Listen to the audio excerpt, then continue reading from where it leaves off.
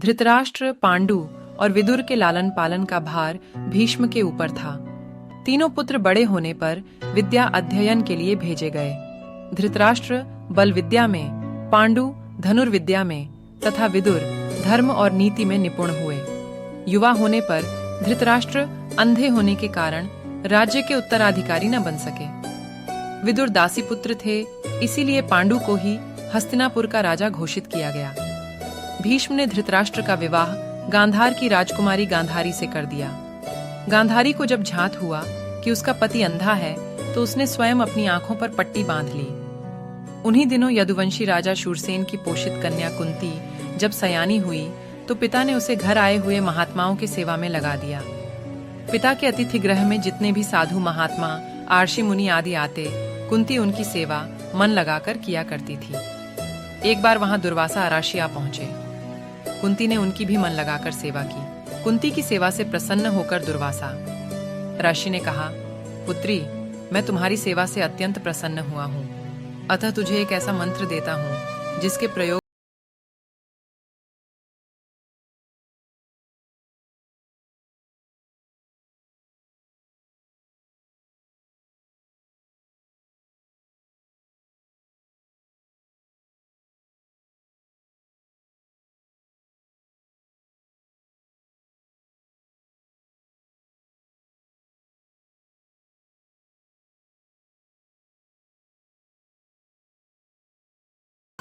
इस पर कुंती ने कहा, हे देव, मुझे आपसे किसी भी प्रकार की अभिलाषा नहीं है। मैंने तो केवल मंत्र की सत्यता परखने के लिए ही उसका जाप किया है।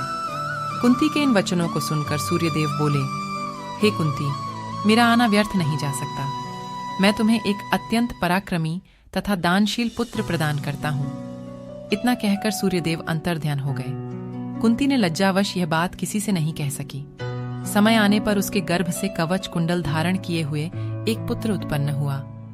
कुंती ने उसे एक मंजूषा में रखकर रात्रि बेला में गंगा में बहा दिया। वह बालक बहता हुआ उस स्थान पर पहुंचा जहां पर धृतराष्ट्र का सारथी अधिरथ अपने अश्व को गंगा नदी में जल पिला रहा था। उसकी दृष्टि कवच कुंडलधारी शिशु पर पड़ी। अधिरथ निसंतान था, इसलिए उसने बालक को अपने छाती से लगा लिया और घर ले जाकर उसे अपने पुत्र के जैसा पालने लगा। उस बालक के कान अति सुंदर थे, इसलिए उसका नाम कर्ण रखा गया। कर्ण गंगा जी में बहता हुआ जा रहा था कि महाराज धृतराष्ट्र के सारथी अधिरथ और उनकी पत्नी राधा ने उसे देखा और उसे गोद ले लिया और उसका लालन पालन करने लगे। कुमार अवस्था से ही कर्ण की रुचि अपने पिता अधिरथ के समान रथ चलाने की बजाय युद्ध कला में अधिक थी। कर्ण और उसके पिता अधिरथ आचार्य द्रोण से मिले, जो कि उस समय युद्ध कला के सर्वश्रेष्ठ आचार्यों में से एक थे। द्रोणाचार्य उस समय कुरु राजकुमारों को शिक्षा दिया करते थे। उन्होंने कर्ण को शिक्षा देने से मना कर दिया, क्योंकि कर्ण एक सारथी पुत्र था और द्रोण केवल क्षत्रियों को ही शिक्षा दिया करते थे। द्रोणाचार्य की असम्मति के उपरांत कर्ण ने परशुराम से संपर्क किया, जो कि केवल ब्राह्मणों को ही शिक्षा दिया करते थे। कर्ण ने स्वयं को ब्राह्मण बताकर परशुराम से शिक्षा का आग्रह किया। परशुराम ने कर्ण का आग्रह स्वीकार किया और कर्ण को अपने समान ही युद्ध कला और धनुर्विद्या में निष्णात किया। कर्ण को उसके गुरु परशुराम और पृथ्वी माता से श्राप मिला था। कर्ण की शिक्षा अपने अंतिम चरण पर थी। एक दोपहर की बात है, गुरु परशुराम कर्ण की जंघा पर सिर रखकर विश्राम कर रहे थे। कुछ देर बाद कहीं से एक बिच्छू आया और उसकी दूसरी जंघा पर काटकर घाव बनाने लगा। गुरु का विश्राम भंग ना हो, इसलिए कर्ण बिच्छू को दूर ना हटाकर उसके डंक को सहता रहा। कुछ देर में गुरुजी की निद्रा टूटी और उन्होंने देखा कि कर्ण की जांघ से बहुत रक्त बह रहा है। उन्होंने कहा कि केवल किसी क्षत्रिय में ही इतनी सहनशीलता हो सकती है कि वह बिच्छू डंक को सह ले, न कि किसी ब्राह्मण में।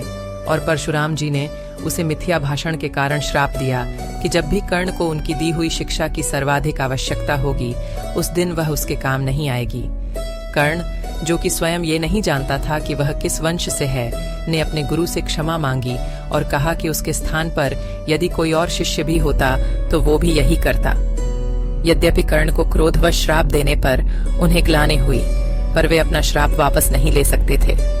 तब उन्होंने कर्ण को अपना विजय नामक धनुष प्रदान किया और उसे ये आशीर्वाद दिया कि उसे वह वस्तु मिलेगी जिसे वह सर्वाधिक चाहता है। अमिट प्रसिद्ध है। कुछ लोक कथाओं में माना जाता है कि बिच्छू के रूप में स्वयं इंद्र थे, जो उसकी वास्तविक क्षत्रिय पहचान को उजागर करना चाहते थे। परशुराम जी के आश्रम से जाने के पश्चात कर्ण कुछ समय तक भटकता रहा। इस दौरान वह शब्द भेदी विद्या सीख रहा था।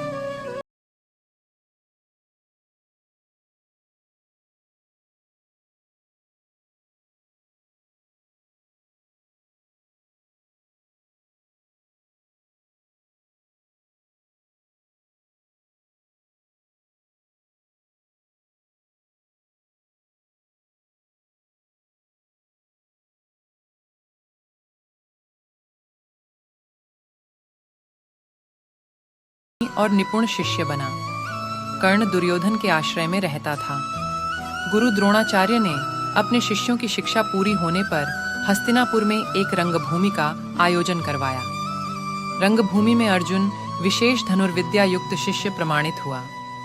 तभी कर्ण रंगभूमि में आया और अर्जुन द्वारा किए गए कर्तव्यों को पार करके उसे द्वंद्व युद्ध के लिए ललकारा। तब कृपाचार्य ने कर्ण के द्वंद्व युद्ध को अस्वीकृत कर दिया और उससे उसके वंश और साम्राज्य के विषय में पूछा, क्योंकि द्वंद्व युद्ध के नियमों के अनुसार केवल एक राजकुमार ही अर्जुन को, जो हस्तिनापुर का राजकुमार था, द्वंद्व युद्ध के लिए ललकार सकता था।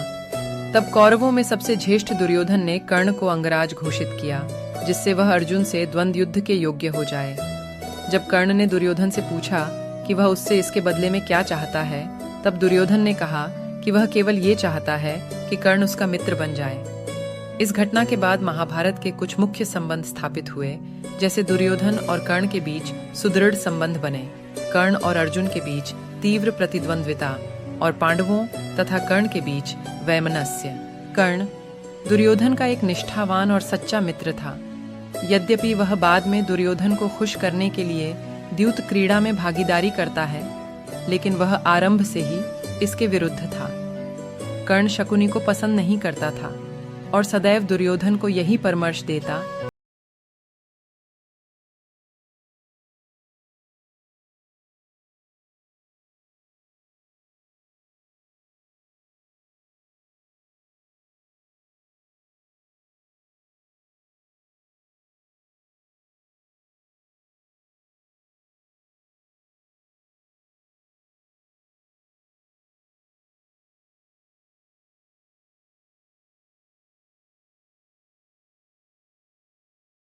ने दुर्योधन की सहायता की थी। अपने स्वयंवर में उसने दुर्योधन को अस्वीकार कर दिया और तब दुर्योधन उसे बलपूर्वक उठाकर ले गया।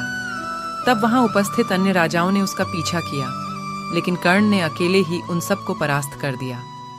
परास्त राजाओं में जरासंध, शिशुपाल, दंतवक्र, साल्व और रुक्मी इत्यादि थे। कर्ण की प्रशंसा स्वरूप जरासंध ने कर्ण को मगध का एक भाग दे दिया। भीम ने बाद में श्री कृष्ण की सहायता से जरासंध को परास्त किया, लेकिन उससे बहुत पहले कर्ण ने उसे अकेले परास्त किया था। कर्ण ही ने जरासंध की इस दुर्बलता को उजागर किया था कि उसकी मृत्यु केवल उसके धड़ को पैरों से चीरकर 2 टुकड़ों में बांटकर हो सकती है।